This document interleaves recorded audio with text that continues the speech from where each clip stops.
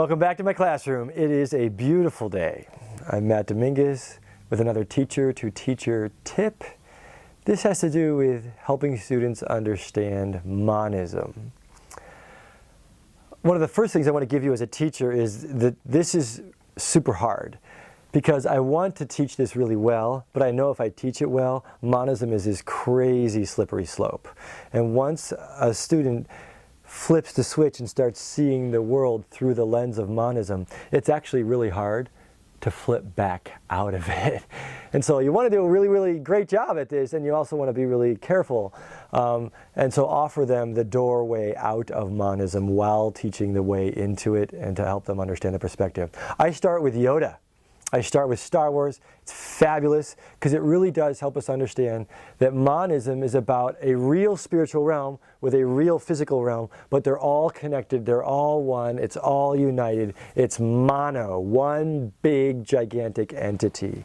And what we get with monism is usually it manifests in the form of this neutral power or energy that exists out there that is in us and running through everything. The other thing that we find with monism as a teacher-to-teacher tip is that I used to teach this in what I would call dualism. And I would say it's dualism because the world as one manifests itself in dual in nature, like a coin or like the yin-yang symbol, or the other picture that I have in there is the lava lamp where you've got the two different liquids and they're all just kind of floating and changing. It's the big recycle bin where everything's just changing shape and morphing and changing. But I think dualism helps us understand how monism displays itself in our world. We have life and death, but it's all part of the same process. We have summer and winter. We have, hot and cold, dark and light. That's why in Star Wars, they're very careful to say it's the light side and the dark side. And Vader doesn't think he's evil, he thinks he's good. And Luke doesn't think that he's evil, he thinks that he's good. So they both think the other is bad, and they both believe that they are good. That's the key to monism. It's all one big thing, but it manifests itself in which perspective you are in at that moment. That's the other teaching tip. Monism is 100% about perspective. We all exist as one gigantic self. And so I try to tell them, look at my body. If my body was the universe, I would have one spirit inside of me that's connected to everything. I've got all the veins and the blood vessels. I'm one big organism. That's the universe. That's planet Earth. And so this finger is not this finger. They are different. And this finger is not an ear. They're different, but it's all connected. And this is where it's super important, because students are going to be like, oh my gosh, this is so weird. Or maybe even you, we don't generally think this way, but to honor monism, there has to be a concession. We really are all connected. Actually, we really are connected in many respects in a good, healthy way. And it's something that we so easily forget, that there is a very powerful unity in our planet, in our solar system, in all of that which exists. Even Jesus prays that we would be one. He prays that in the garden. It's not in the monistic sense, but he talks about how his spirit is in you and in me, and that connects us. Without the distinction, that's the difference between these two philosophies. So here's what I like to help people understand, and this might be the most important teaching tip for monism. Is I try to help people understand, if you want to use Christianity as an example, Christianity is not a polytheistic religion, but it believes that God has given his spirit. He shares his spirit with his followers. So you have the indwelling of the Holy Spirit, but that is one spirit that unites all of the believers and creates this very powerful, beautiful body. The key here is that if I have God's Holy Spirit inside of me, I also have my spirit inside of me. So there's the Matt Dominguez spirit and then God's spirit. Two spirits dwelling in this, what we call a temple, right? They're sharing an apartment here. There's an important relational interaction that's going on, which is part of theism.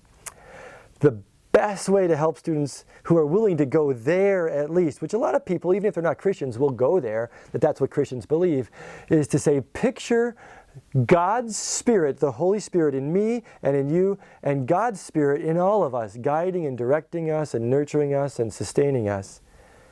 But take out your spirit, and what's left? You have God's Spirit inside of this shell of Mr. D, but there's no Mr. D's spirit. So what's animating me? God's Spirit. If you took out everybody's spirit, there's no more individual spirits anymore. It's just God inside of a chunk of flesh making me do stuff. So God is making me do stuff and making you do stuff, but it's the same Spirit. And that, I think, if we're willing to take as much time as we need to say it again, say it again, say it again, until it's like, got it. There is one Spirit animating the universe. We could call it God's Spirit if you want, or the Spirit, or the energy, or the life force, or whatever it is. But it helps to think that actually, probably the main distinction between materialism and monism is that spiritual unity, because in materialism everything is united, interestingly. But then you have this other distinction between theism and monism, is that individual human spirit, which makes theism what it is. I am not God, even though I have part of God connecting to me, sustaining me, the indwelling of God's Spirit. I took a little time on that one, because that is probably the most important teacher tip, to clarify that. The rest of it, as you go through it, the students will find out very interestingly that it's very similar to materialism. And so what I've done is I take idealism and theism on the outside as kind of these two, this is like the Oreo cookie. I've got the outside, these two philosophies, with these other ones that are kind of the inside, that are very similar to each other in regards to how morality or purpose or meaning will flesh itself out.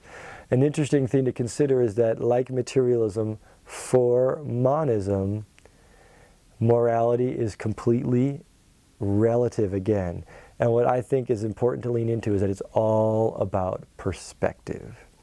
The phrase that I use is, if you could see it from my point of view, which, by the way, who is my point of view? My point of view is God. If you could see it from my point of view, you would see why this is good. And so I role play that. And so I'll even walk up and I'll grab a student's cell phone, or I'll grab a student's book and say, oh, thanks, I really need this book. I just stole it from them. And they'll say, hey, wait, I want that. I'm like, wait, I get that you're upset, but if you could see it from my point of view, now I have two phones. That's good for me. Yeah, it's bad for you, but it's good for me. And when we realize you can say that about every single scenario. And now we've just slid into monism. It's 100% about perspective. So try to end there, because that's the weight and gravity of monism. We lose all distinctions. We lose the boundaries, and everything starts blending together in this big circle. I would call it a vortex even. It's exciting because now we have power.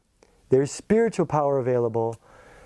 But remember, there's no distinction, so it's not even really your power. You even don't have any free will anymore. One last teacher tip that I have for monism is to just remind the students of the practical reality that we are connected. And so one of the things that I do is, I did it once. I actually brought fish into the room, and I was holding two fish and say, look at these two fish, are they connected? And students are like, no, they're not connected. There's that fish and that fish. They're not connected. And so like, oh, if I touch them, they're connected. And, and the fish are all flapping around. And then I say, but wait, what if I drop them in this glass container of water? Are they connected? And some students will be like, yes, the water is connecting them. And then I'll say, so are you and I connected? And they're like, no. And I'll say, but wait, if water was connecting the fish, what is air made of? And it's like, all the students are like, and we realize we actually are connected. It's important to concede that. And that's where it gets tricky with monism. Are we all just connected and there really is no actual distinction? Or is there distinction? And that's going to be the key teacher tip there, because distinction is what allows us to land in theism. Monism, the hidden secret is there's no distinction. It's all connected, which is true, but not the whole truth. There's unity with distinction. Further up and further in.